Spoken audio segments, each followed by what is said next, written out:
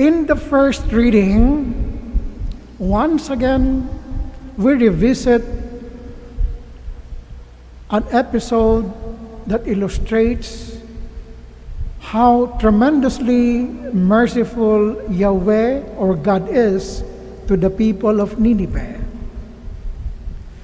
That mercy, that compassion was channeled through a reluctant prophet named Jonah, who had to drag his feet to go to Nineveh and proclaim the mercy, the capacity of the Father to forgive everyone in Nineveh. And consequently, the population of Nineveh was saved. He used a very weak person to declare his tremendous and forgiving love to a big city called Nineveh. In the responsorial psalm, we again repeated this phrase, Lord, you are merciful and gracious.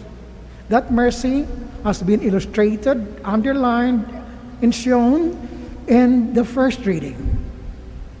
And gracious, what does it mean to be gracious? It comes from the word grace, and grace is the presence of God. It is the presence of the Spirit.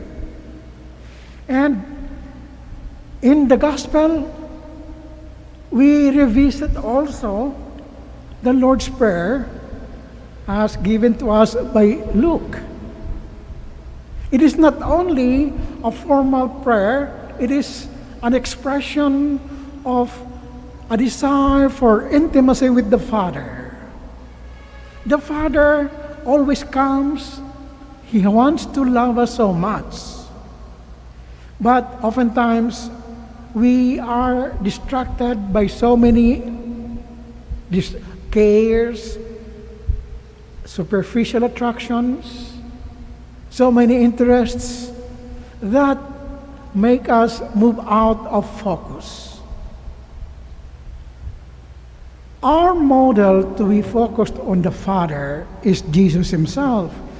He will always repeat that I'm here doing the business of the Father sent me, so on and so forth, until the last end of his life. He always addressed his Father. How focused a person can be to the Father. Our daily cares, our problems, our desire to be loved, in our day-to-day encounter with people, our day-to-day engagement with life's difficulties and problems, they distract us.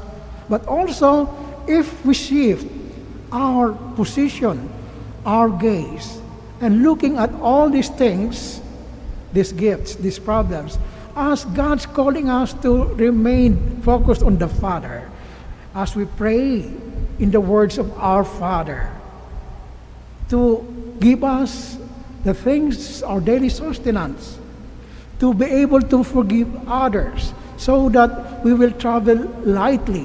When we carry so much baggage because we are nurturing grievances, anger, hatred, our journey towards the Father will be very difficult. Just like Jonah, he couldn't accept the mandate of Yahweh to go to Nineveh. In our day-to-day Christian living, these cares would drag us. We can't move swiftly. We can't move gracefully, as the Psalm would say.